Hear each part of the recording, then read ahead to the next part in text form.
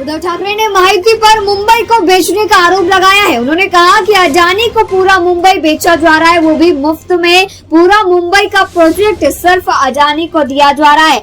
अडानी सिर्फ बीजेपी को और महायुति को समर्थन दे रही है, वो भी पैसों के बल पर। इसके लिए पूरी महायुति अडानी को आगे बढ़ाने में जुटी हुई है। उद्धव ठाकरे के अब इन आरोपों के बाद शिवसेना नेता ने पलटवार किया है। अंधेरी पश्चिम विभाग प्रमुख शिवसेना नेता राजू पेडनेकर ने उद्धव ठाकरे पर पलटवार करते हुए कहा कि अडानी आज से नहीं है और न ही अडानी के प्रोजेक्ट्स आज से शुरू है। सालों से अडानी बिजनेसेस में है, प्रोजेक्ट्स में है, गवर्नमेंट के साथ डील कर रहा है। तो जब उद्धव ठाकरे अपने कार्यकाल में थे, जब ये सत्ता में थे, तब उन्होंने अडानी को क्यों नहीं हटाया या फिर अडानी को क्यों नहीं रोका? और आज जाकर जब ये सत्ता में नहीं है, तब अचानक से उन्होंने हम पर आरोप लगाना शुरू कर दिया कि अडानी को महायुति आगे बढ़ा रही है। और साथ ही साथ उन्होंने मराठी कार्ड खेलने का भी आरोप लगाया है। शिवसेना नेता राजू पेडनेकर ने कहा कि उद्धव ठाकरे सिर्फ मराठी कार्ड खेलकर आगे बढ़ने की कोशिश कर रहे हैं। चुनाव आते ही उन्होंने मराठियों का मुद्दा उठाया है और इससे पहले वे कहा थे सिर्फ मराठी कार्ड खेलकर उन्हें सत्ता नहीं मिलेगा।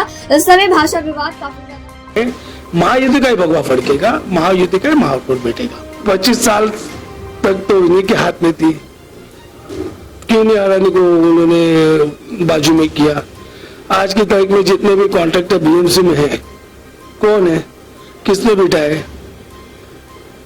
आप हमारे साथ के नगर सेवकों को पूछो, 2 से 3 लोग छोड़े जो बड़े पद पे थे, उसके अलावा किसी को भी अपनी बात रखने का मौका मिलता था?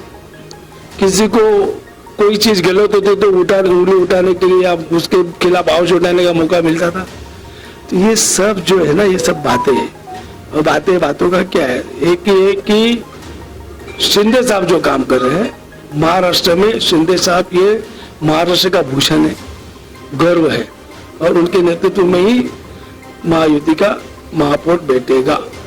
अंधेरी पश्चिम में हो, मुझे नहीं लगता है कोई खास फर्क गिरेगा, क्योंकि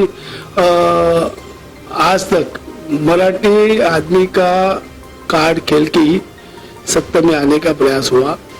लेकिन जिस मराठी आदमी के लिए आपने कार्ड खेल के सत्ते में आए, चाहे फिर मुंबई महानगर पालिका हो या फिर आप महाराष्ट्र का राज्य की बात करो, मराठी आदमी तो हद्दपार हो गया।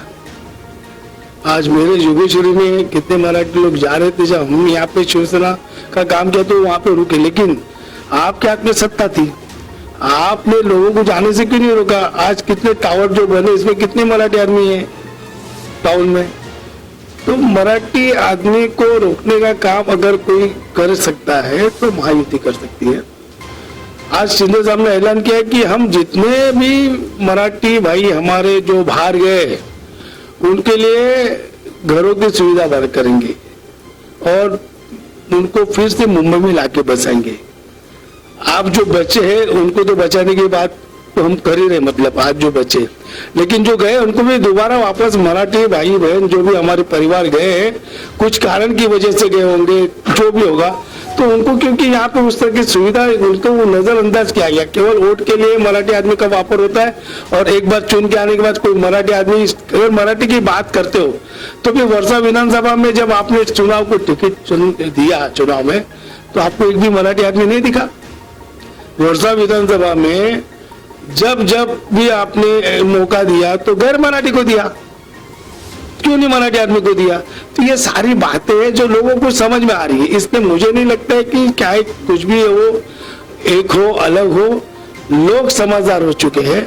हमारे जैसा कर्मठ कार्यकर्ता अगर शिंदे साहब के साथ में आता है तो इसमें ही सब कुछ समझ में लेना चाहिए कि भाई हम लोग कट्टर लोग हैं, और जब कट्टर लोग जब आते हैं तो इसका मतलब शिंदे साहब का एक तो हो रहा है, उनके काम करने का तरीका है, और बाकी सामने कुछ होता नहीं, केवल बातें होती है। तो मुझे नहीं लगता कि कोई ब्रांड का काम चलेगा।